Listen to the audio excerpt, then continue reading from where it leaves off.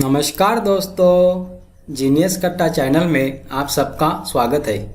आज हम देखेंगे इंटरनेशनल ऑर्गेनाइजेशन, उनके हेडक्वार्टर्स, उनकी इस्टेब्लिशमेंट ईयर और उनके प्रेसिडेंट या जनरल सेक्रेटरी, जो कि आरआरबी, एनटीपीसी, एसएससी, बैंकिंग और स्टेट सर्विस और अन्य एग्ज़ाम के लिए बहुत ही इम्पोर्टेंट होने वाला है। चलो तो फिर शुरुआत करते हैं। सबसे पहली है Asian infrastructure investment bank. Asian infrastructure investment bank, इनका जो है हेडक्वार्टर्स वो है बीजिंग में। कहाँ है? बीजिंग। कहाँ है? बीजिंग। और इस्टेब्लिशमेंट ईयर है 2016। कब है? 2016। और प्रेसिडेंट है जिन लिक्वन। कौन है? Jin Liqun. Asian infrastructure investment bank headquarter ध्यान में रखो फ्रेंड्स, ये बहुत सारे एग्जाम में आता है। Beijing, China.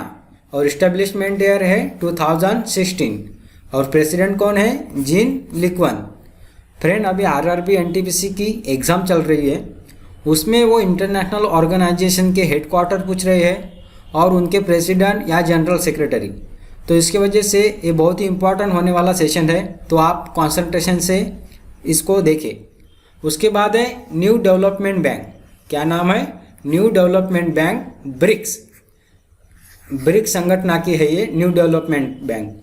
शंघाई, इसका हेडक्वार्टर है शंघाई, जो कि चाइना में है। फ्रेंड्स, इन दोनों में कंफ्यूज होता है। एशियन इंफ्रास्ट्रक्चर इन्वेस्टमेंट बैंक जो है बीजिंग में, और न्यू डेवलपमेंट बैंक जो कि ब्रिक्स संस्थाओं की डेवलपमेंट बैंक है, वो है शंघाई में। ब्रिक्स शंघाई और इंफ्रास्ट्रक्चर बीजिंग में। इंफ्रास्ट्रक्चर बीजिंग और ब्रिक्स शंघाई। इसकी इस्टेब्लिशमेंट हो गई 2014 में। और इनके जो हेड है वो है मार्कोस प्रेडो त्रोज्जो।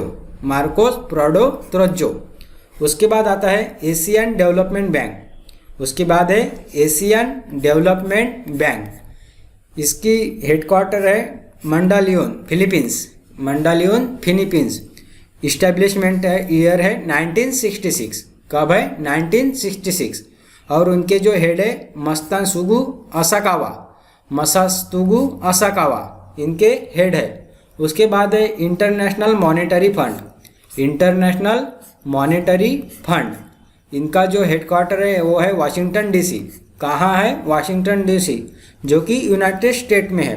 1945 में इसकी इस्टेब्लिशमेंट हो गई थी, जो कि बहुत सारे एग्जाम में पूछा जाता है। International monetary fund. और इनके जो हेड है वो है क्रिस्टलिना जॉर्जिवा। Kristalina Georgieva. उसके बाद है वर्ल्ड बैंक। कौन है? World bank. और इनका भी हेडक्वार्टर कहाँ है? वाशिंगटन डीसी में। इंटरनेशनल मॉनेटरी फंड और वर्ल्ड बैंक को ट्विंस बहन कहते हैं, जुड़ी संस्था। इनको ट्विंस बहना कहते हैं क्योंकि दोनों भी एक ही जगह है, वाशिंगटन डीसी में। वर्ल्ड बैंक की इस्टेब्लिशमेंट हो गई 1944। और इनके जो हेड है वो है डेविड मालपास। कौन है? David Malpass. आरआरबी एनटीपीसी में इससे रिलेटेड सवाल आ चुका है। कौन है? David Malpass. उसके बाद है United nation organization. United nation organization New York में इसका हेड है। इनकी जो इस्टेब्लिशमेंट हो गई थी वो हो गई थी 1945 में। कब? 1945। और इनके जो हेड है सेक्रेटरी जनरल, इनके हेड को सेक्रेटरी जनरल कहा जाता है, वो है Antonio Guterres. Antonio Guterres, triple star कर लीजिए, बहुत ही बार आता है। एंटोनियो गुटरेस किसके? United nation organization. कहाँ स्थित है? न्यूयॉर्क में। और इस्टेब्लिशमेंट डेट ईयर 1945। उसके बाद है United Nation General Assembly. United Nations General Assembly कहाँ स्थित है? न्यूयॉर्क में स्थित है। United Nation General Assembly, New York. 1945 establishment Tijjani Muhammad Bande. Tijjani Muhammad बांदे प्रेसिडेंट। कौन है? तिजनी मोहम्मद बांदे। उसके बाद है United nation children fund. United nation children fund, जिसको यूनिसेफ कहा जाता है, उसका हेडक्वार्टर है न्यूयॉर्क में। इस्टेब्लिशमेंट ईयर है 1946। और हेड है एग्जीक्यूटिव डायरेक्टर हेनरिटा फोरे। हेनरिटा फोरे एग्जीक्यूटिव डायरेक्टर। कौन है? हेनरिटा फोरे। ध्यान में रखिए फ्रेंड, आरआरबी एनटीपीसी के लिए। उसके बाद है United Nation conference on trade and development. United Nation conference on trade and development, अंटाक कहा जाता है उसको। इनका जो हेडक्वार्टर है वो है जिनीवा। कहाँ है? जिनीवा, जो कि स्विट्ज़रलैंड में है। इसकी इस्टेब्लिशमेंट हो गई थी 1964 में। और सेक्रेटरी जनरल कौन है? Mukhisa Kituyi secretary general. उसके बाद है वर्ल्ड हेल्थ ऑर्गेनाइजेशन।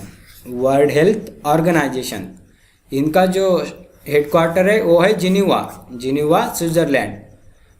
और इनकी इस्टेब्लिशमेंट ईयर है 1948। डायरेक्टर जनरल है टेड्रोस एडहोम डायरेक्टर जनरल।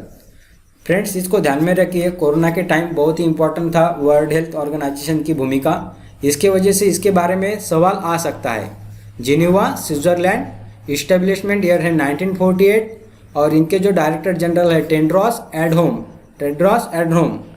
उसके बाद है World Economic Forum Geneva Switzerland 1971। Klaus Schwab इनके हेड है। फ्रेंड्स, जिस इंस्टीट्यूशन में वर्ड आ रहा है और जिस इंस्टीट्यूशन में ऑर्गेनाइजेशन आ रहा है, देखो यहाँ वर्ड आ रहा है, यहाँ ऑर्गेनाइजेशन आ रहा है। ऐसे डिफरेंट इंस्टीट्यूट के मोस्ट ऑफ द टाइम उनके जो हेडक्वार्टर है वो है जिनीवा में। ये ध्यान में रख सकते हो, ये छोटी सी ट्रिक है। जिस इंस्टीट्यूशन में ये वर्ड आ रहा है और ऑर्गेनाइजेशन, ये दो वर्ड जिसमें आ रहे हैं वो मोस्ट ऑफ द उनका हेडक्वार्टर है जिनीवा स्विट्ज़रलैंड में। अभी हम देखेंगे इंटरनेशनल लेबर ऑर्गेनाइजेशन, उनका जो हेड है जिनीवा स्विट्ज़रलैंड। जैसा कि मैंने आपको बताया, ऑर्गेनाइजेशन जिस इंस्टीट्यूट में रहता है उनका लोकेशन ज़्यादातर जिनीवा स्विट्ज़रलैंड में है। इनका भी वही है, जिनीवा स्विट्ज़रलैंड। इस्टेब्लिशमेंट ईयर है 1919। और उनके जो हेड है Guy Ryder director general International Labour Organisation. उसके बाद है friend World Trade Organisation Geneva Switzerland. देखो इसमें वर्ड आ गया है जिनीवा स्विट्ज़रलैंड और ऑर्गेनाइजेशन भी आ गया है, तो कहाँ है? Geneva Switzerland. 1995 में उसकी इस्टेब्लिशमेंट हो गई थी। रॉबर्टो एजोवेडो उनके हेड है। उसके बाद है वर्ल्ड मेट्रोलॉजिकल ऑर्गेनाइजेशन आ गया friend Geneva Switzerland. Word a भी वर्ड आ गया है और ऑर्गेनाइजेशन ए भी वर्ड आ गया है। इसका लोकेशन रहेगा जिनीवा स्विट्ज़रलैंड। इस्टेब्लिशमेंट ईयर है 1950। पेट्री तलास उनके हेड है। उसके बाद है friend World Intellectual Property. Word आ गया है जिनीवा स्विट्ज़रलैंड। इस्टेब्लिशमेंट ईयर है 1967। और हेड है डैरेंग टैंग। कौन है? Daren Tang. उसके बाद आते हैं International Committee of Red Cross. International word आ गया जिनीवा स्विट्ज़रलैंड।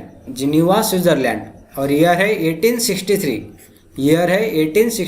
और हेड है पीटर मोरेर। उसके बाद इम्पोर्टेंट ऑर्गेनाइजेशन है United nation education scientific and cultural organization. इसको कहा जाता है यूनेस्को। फ्रेंड, इसके बारे में कभी कभी यूनेस्को का फुल फॉर्म भी पूछा जाता है आरआरबी, एनटीपीसी में या एसएससी एग्जाम में। इसका हेड क्वार्टर भी पूछा जाता है, कहाँ है? पेरिस में, जो कि फ्रांस में है। और इनका जो इस्टेब्लिशमेंट ईयर है 1946। और इनके जो हेड है बहुत ही इंपॉर्टेंट है, उसके बारे में भी सवाल आता है, वो है एड्री एजुले डायरेक्टर जनरल है उनके, एड्री एजुले। उसके बाद है organization for economic cooperation and development OECD। इसका भी लोकेशन है पेरिस, फ्रांस। इस्टेब्लिशमेंट ईयर है 1961। और हेड है डॉक्टर डैरियस स्टैनको। उसके बाद है इंटरनेशनल एटॉमिक एनर्जी। क्या नाम है? International atomic energy. हेडक्वार्टर है वियना, ऑस्ट्रिया में। बहुत ही इंपॉर्टेंट है फ्रेंड्स, स्टार कर लीजिए इसको। Austria Vienna 1957। और इनके जो हेड है राफेल ग्रॉसी। उसके बाद है organization of petroleum exporting countries, headquarter है वियना ऑस्ट्रिया और इस्टेब्लिशमेंट ईयर है 1960 और हेड है मोहम्मद बिन सालेह अल सदा। उसके बाद है एमनेस्टी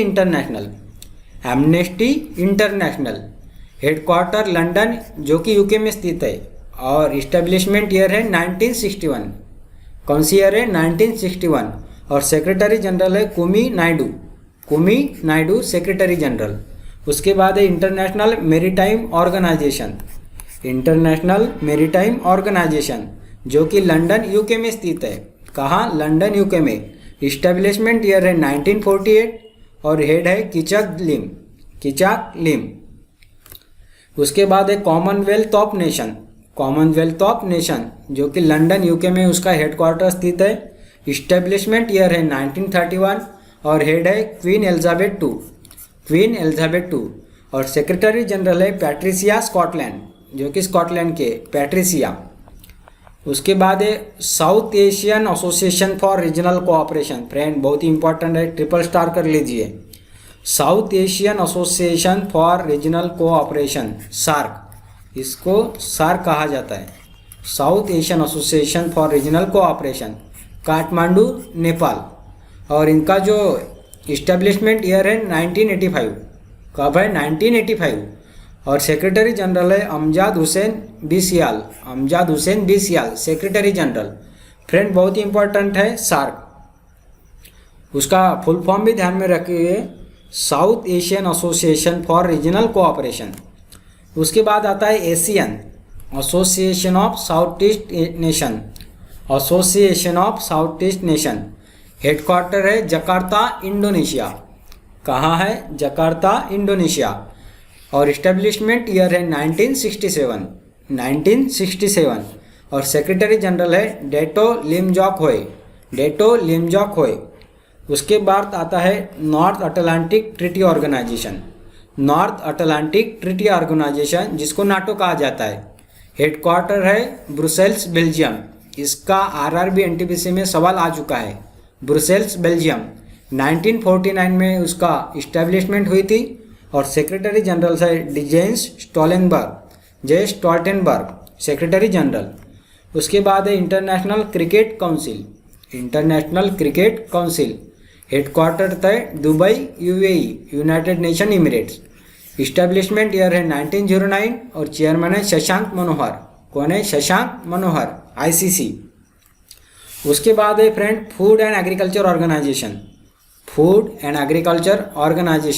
रोम इटली 1945 और हेड है क्यू डेंग्यू। उसके बाद है friend international court of justice जिसको आईसीजे कहा जाता है। हेडक्वार्टर है the Hague Netherland. Establishment year है 1945 और उनके जो हेड है अब्दुल कावी यूसुफ। उसके बाद है इंटरनेशनल ओलंपिक कमिटी, हेडक्वार्टर है लुसेंस स्विट्जरलैंड और इस्टेब्लिशमेंट ईयर है 1894 और उनके जो हेड है थॉमस बैच।